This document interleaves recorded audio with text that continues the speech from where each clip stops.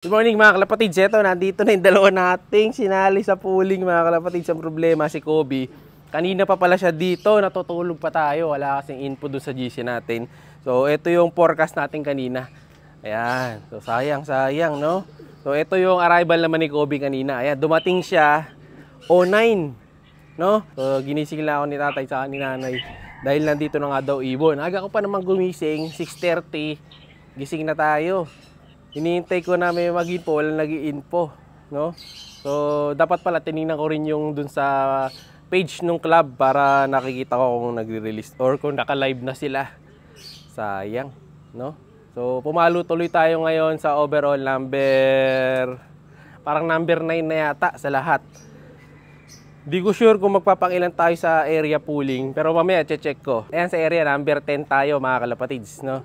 Sa lahat ng may letter B sa pangalan, number 10 tayo. So nag-number 10 pa siya kahit na-late ko naklak. Sayang, 2 minuto yun. Kung maaga ko siya naklak, siguro papalo tayo ng top 5. No? Sayang yun, 2 minutes, nakatambay siya. Buti na lang, nakasara din yung trapdoor. So nakita pa namin siya sa taas. Kasi kung hindi nakasara yung trapdoor, matik yan, papasok agad siya sa loob. So ito si Kobe sa kaya asawa niya. Sayang, dun sa winner take all, di ko sure kung patadali natin. Update ko na lang kayo sa end ng video natin kung papasok. Kasi wala pang confirmation eh. Pero may ano tayo doon, may chance din tayong makadali doon. Kasi nakita kong nakalagay doon sa pangalan, parang malapit yung sa atin. Tapos si Hinata, naunahan na naman ni Kobe ng 1, 2, so dumating si Kobe 9. Tapos si Hinata 12. 3 minutes ang pagitan. Malapit pa kasi kaya nauna si Kobe.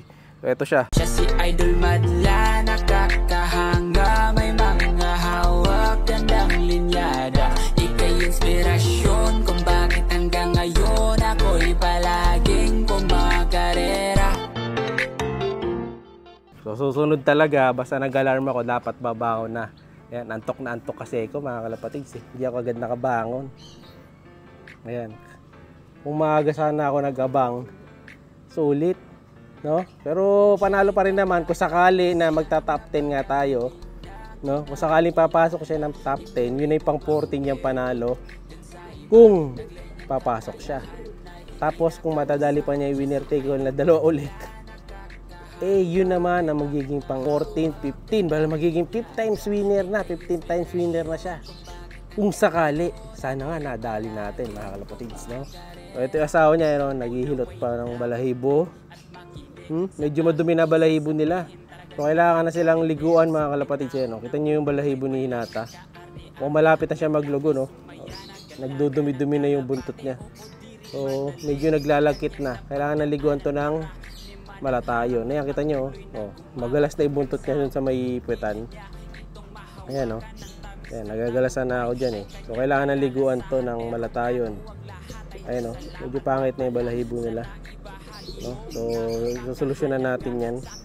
So, baka maagang mag-retire to ngayong season na to dun sa kabila. Pero babalik pa naman sila dyan sa ano eh, sa pinagsasakay natin today. So, kaya pang ulitin ni Kobe mga ginagawa niya dyan. Babalik pa siya dun sa kabilang club. Ano pa lang kasi to, advance na training pero mayroon ng pooling. Ngayon namata ng speedbird natin mga kalapatid sir. Yan. Signature eyes na mga speedbird natin. Yung kulay pula na pulang-pula talaga, tapos yung gitna puti. Pero meron din tayong speedbird na kapatid nila na hindi ganyan ang mata, pero matulin pa rin. Talaga na sa line na nila. Si Kobe makinis eh. Oh, walang sirang buntot. Kasi kakatapos lang ng lugon nito, ito, hindi pa nagpo-full molt. Pag naglugon to, papangit din itsura niyan. No? So, update ko kayo ha, kung magpapangilan tayo. Tapos yung certificate niya, dumating na ito. Teka, kukunin ko. So, painumin na rin ni Madlato to. Ito pala, may inumin na pala. Nakainom na pala sila. Ito. Meron na tayong electrolytes dyan. O, ayan. Kunin muna natin. So, yun yung picture mga kalapatid. Sinamarize ko na yung buong storya ngayong araw. So, ito yung first picture. Ayan, nandiyan na si Kobe. Nakatambay na siya. So, nasa 9:40 na yata. 9:20 ba? No? Hindi ko na matandaan. Basta yan, 9 siya dumating. Tapos, kung tatakbo kami yan, tapos nag-aabang kami, siguro makakalak natin yan ng mga 10, mga ganon. Siguro, mga bilang lang mga 20 seconds bago maklak. Tapos, ito yung forecast. Ayan. So, complete nyo na lang. Tapos, nung nakalak natin, mag-11 na. No? Ay, magto-12 na. Kaya, naubos yung speed niya. Pero 1-1 pa rin naman. Pero sa tingin ko, kung ano yan, kung sa compute ko, siguro nasa 1180, mga ganon. Yung sure na speed 1180, di na mababa doon.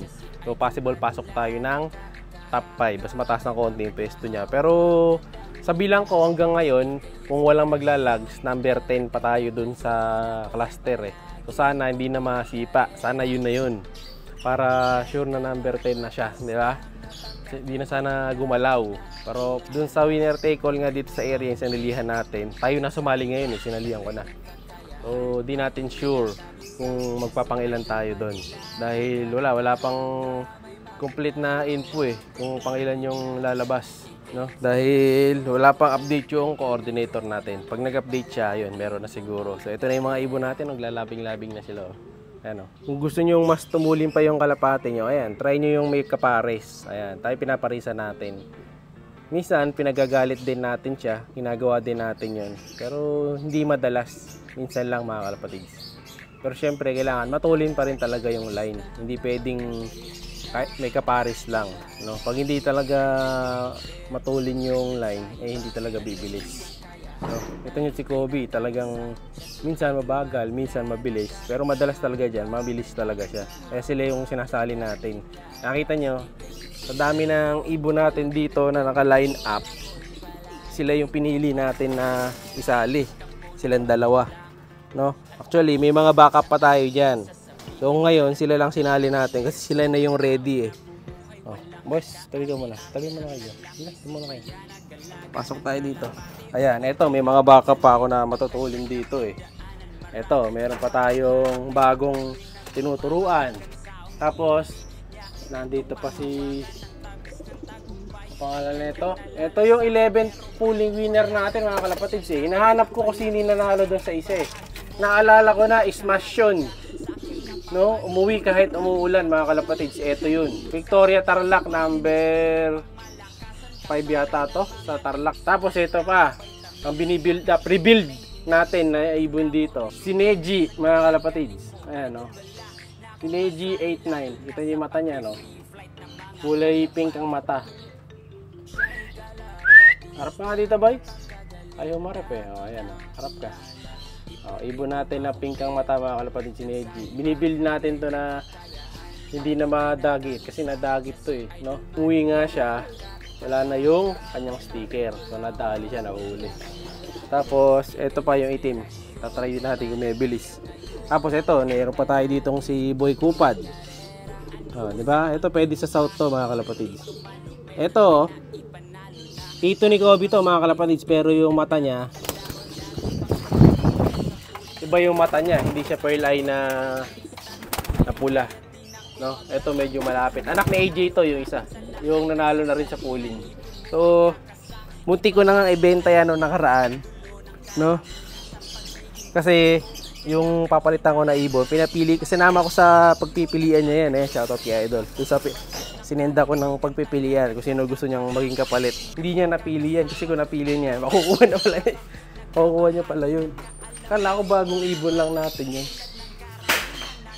Tagal na pala yung isa na yun. So ito yung certificate. Ayan, ito yun mga kalapatids eh. Ayan, ito yung certificate. JTM Apalit. Tip place pooling winner. Ito yung umuwi siya na umuulan.